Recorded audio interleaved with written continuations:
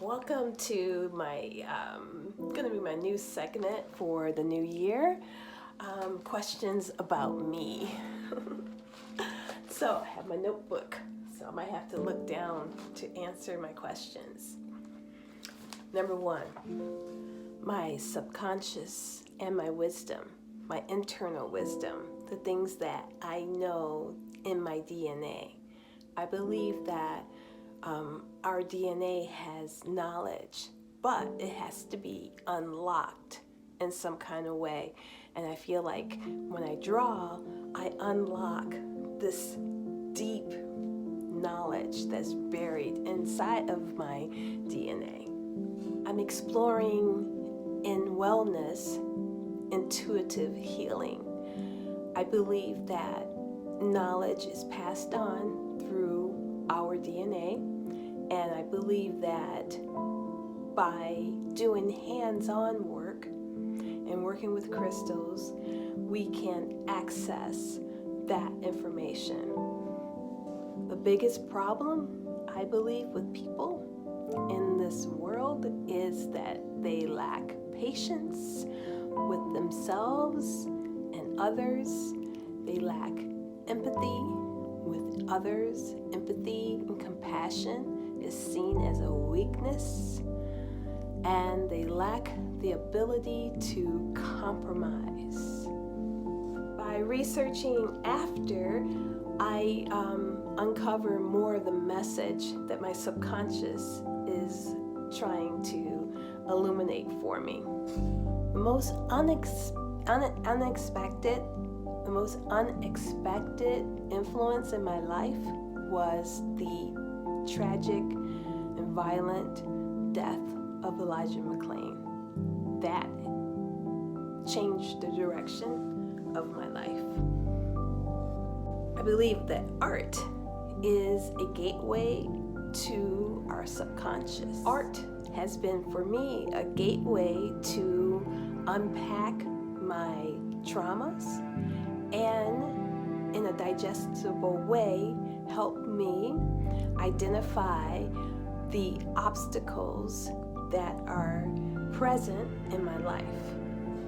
If I could wave my magic wand, my crystal, and rid the world of one thing, if only had one thing I could rid the world of, it would be addiction. Alcohol addiction, drug addiction. Gone, if I had my way.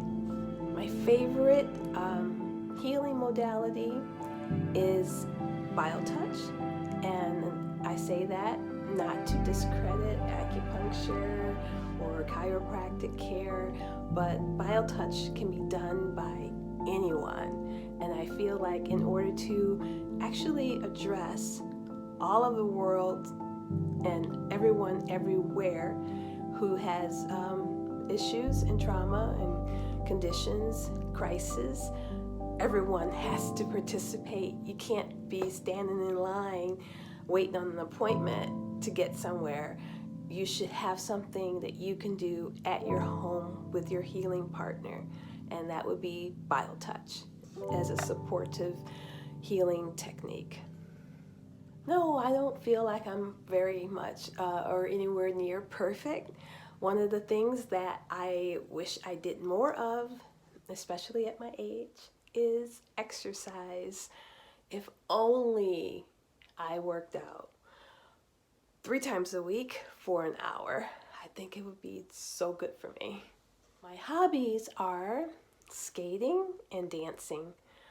If art didn't take up so much of my time, editing and drawing and figuring this thing out, I would be skating and dancing more.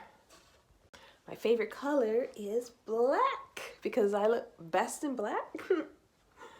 In my free time, actually, if you ask my friends, they'll say, but yes, actually my friends and my family, my favorite thing to do is to chill out with my family and my friends, my besties.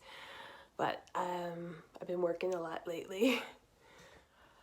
I would love to visit Africa, But you got to get a lot of shots to go to Africa, and because of my past history with allergies, I'm kind of scared to get all those shots. When I grow up, I want to be a grandma. I want to be a grandmother. My kids, none of my kids want to have kids, but if I don't become a grandmother through that way, I'm going to adopt and foster children. Going back into the past, the most, I think, effective thing I would tell my past self is to never stop drawing, never stop writing. If I only had written one poem a day up until now, I would have a huge book with a vast reflection of the things I find most intriguing and important, the biggest lessons. If I had drawn every single day up until now, my skills would be like, ooh. The biggest thing that I poo-pooed as unimportant and completely lost it was my YouTube password 10 years ago. If I still had that YouTube channel access, woohoo! But at the time, I didn't feel like it was very valuable. The most overlooked aspect of wellness, I believe, is our connection to the earth.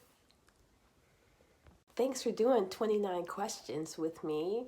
Hopefully next month I'll have more questions. I'm trying to